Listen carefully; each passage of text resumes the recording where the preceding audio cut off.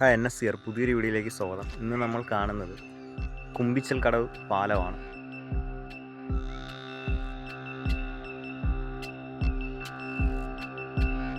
ഞാനിപ്പോൾ നടക്കുന്നത് കുമ്പിച്ചൽ കടവ് പാലത്തിലൂടെയാണ്.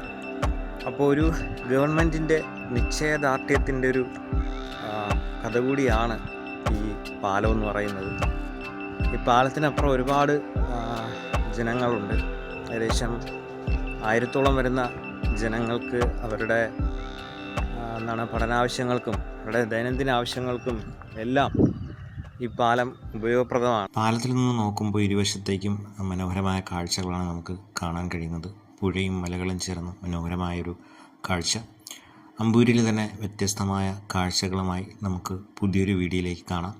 ഇതൊരു ചെറിയ വീഡിയോ ആണ്. ഈ വീഡിയോ ഇഷ്ടമായെങ്കിൽ ലൈക്ക് ചെയ്യുക, ഷെയർ ചെയ്യുക, സബ്സ്ക്രൈബ് ചെയ്യുക. Thank you.